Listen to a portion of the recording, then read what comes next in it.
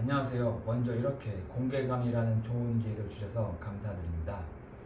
저는 공액 고분자의 컨주게이션 길이 증가에 따른 빛의 흡수 파장 증가라는 주제로 발표를 준비해 보았습니다. 그럼 발표를 시작하겠습니다. 먼저 학력사항입니다. 저는 전북대학교 화학공학과를 졸업하였으며 화학공학과 전공 과목을 우수한 성적으로 거두어 학과 수석 졸업을 하였습니다.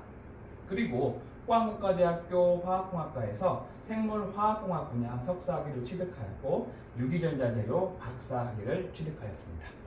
그리고 지금까지 주저자로 논문 9편을 출판하였습니다. 다음은 연구 경력과 교육 경력입니다. 저는 포항국가대학교 화학공학과 조기령 교수님 연구실에서 박사후 연구과정을 지냈으며 경일대학교 화학공학과 조교수로 재직했었습니다. 재직 당시에 한국연구재단 기본 연구과제 연구비도 수주해 보았습니다. 다음은 산업체 경력입니다. 저는 SK하이닉스 미래기술연구원에서 포토레지스트 소재 개발을 담당하였고 현재 삼성전자 반도체 연구소에서 하이브리드 카파 본딩 HBM 제품 개발을 담당하고 있습니다. 먼저 강의에 들어가기 앞서서 유기전자재료 강의 계획서에 대해서 소개해드리도록 하겠습니다.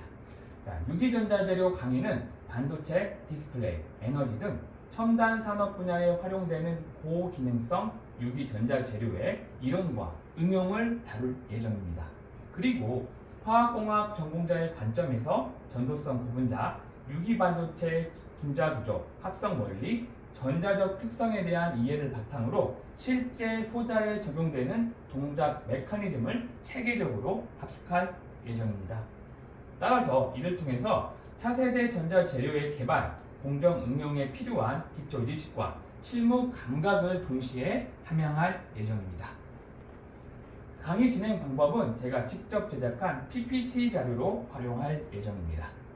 수업 내용을 보면 중간고사 전, 즉 1주차에서 7주차까지는 유기전자재료 개요, 유기분자 전자구조, 전도성 구분자, 분자설계 원리 등 유기전자재료 기초 이론 위주로 강의를 할 예정입니다.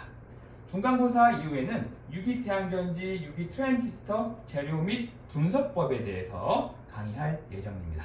그리고 반도체와 관련해서 반도체 패키징 소재인 포토레지스트와 PID, 즉 감광 절연 재료에 대해서도 강의할 예정입니다. 그래서 유기전자 재료 분야인 유기태양전지, 유기트랜지스터, 유기이미지 센서에 대해서 간단히 소개해드리도록 하겠습니다.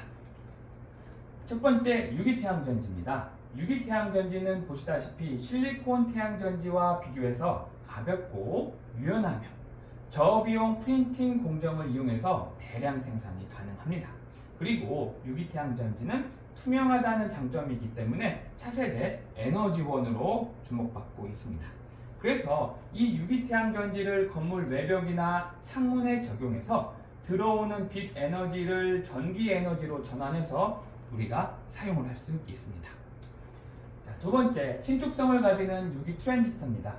보시는 바와 같이 실리콘 웨이퍼로 만들어진 이 무기 반도체는 단단하지만 부서지기 쉬운 반면에 유기 소재로 만든 이 유기 트랜지스터는 투명하고 신축성이 있어서 피부에도 붙일 수 있는 차세대 유기 반도체로 주목받고 있습니다. 마지막으로 유기 이미지 센서입니다.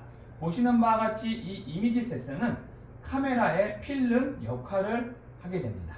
그래서 이 유기 이미지 센서는 이미지를 왜곡을 제거할 수 있을 뿐만 아니라 기존 대비 100배 시간차 없이 촬영된 선명함을 보입니다. 그리고 역광에서도 선명한 피사체를 구현할 수가 있습니다. 앞서 설명드린 이 유기전자 재료 분야는 보시는 바와 같이 파이 컨주게이션을 가지고 있는 공액 고분자를 이용해서 개발을 하고 있습니다. 그래서 이 공액 고분자의 기본 성질인 공액 고분자의 컨주게이션 길이 증가에 따른 빛의 흡수 파장 증가에 대해서 알아보도록 합시다. 자, 먼저 빛 에너지와 파장의 관계에 대해서 알아보도록 합시다. 자, 아래의 빛 에너지와 파장의 관계식에서 이 빛 에너지는 빛의 파장과 반비례하는 것을 알 수가 있습니다. 자, 그래서 이 빛의 파장이 길어질수록 에너지가 작다는 것을 알 수 있겠죠? 다음으로는 컨주게이션에 대해서 알아보도록 합시다. 이 컨주게이션은 이중결합과 단일결합이 연속적으로 이어져 있는 형태를 말합니다. 자, 이때 이 각 탄소는 sp2 혼성 오피탈로 시그마 결합을 형성을 하고, 그리고 각 탄소에 있는 p 오피탈이 서로 평행하게 이렇게 겹쳐져 있기 때문에 파이 결합을 형성을 합니다. 또한 이 파이 결합에 있는 파이 전자는 모든 탄소의 p 오피탈에 비편제화되어 있습니다. 그래서 이 공액고 분자는 컨주게이션을 가지고 있는 분자들이 길게 연결된 형태입니다. 다음으로는 공액고 분자의 빛 흡수에 대해서 알아보도록 합시다. 자, 분자궤도 함수 이론에 따르면 이 공액고 분자는 호모 에너지 레벨과 루모 에너지 레벨을 갖습니다. 이 호모 에너지 레벨은 전자가 채워져 있는 오피탈 중 가장 높은 에너지 레벨을 말하고, 이 루모 에너지 레벨은 전자가 채워져 있지 않는 오피탈 중 가장 낮은 에너지 레벨을 말합니다. 자, 그래서 이 공액고 분자가 빛 에너지를 흡수하게 되면 공액고 분자의 호모 에너지 레벨에 있는 이 전자들이 들떠서 루모 에너지 레벨에 도달해서 이 공액고 분자는 빛 에너지를 흡수하게 됩니다. 자, 그리고 이 호모 에너지와 이 루모 에너지 이 차이를 우리는 밴드갭이라고 합니다. 그리고 컨주게이션의 길이가 증가함에 따라 파이 전자수가 증가를 합니다.